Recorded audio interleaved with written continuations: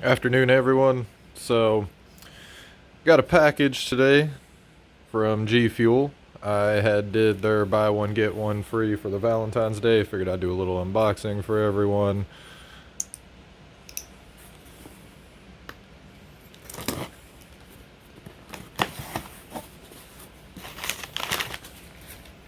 All right.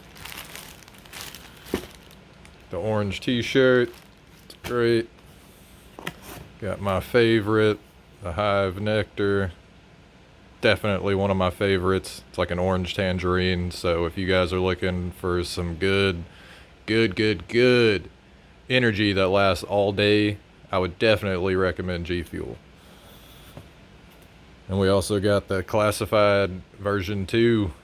I'm definitely interested to try this flavor. Looks pretty bitchin'. Pretty sure everything's the same as every typical G Fuel. Yeah. Alright. Like I said, if you guys have not tried G Fuel, I would definitely recommend it.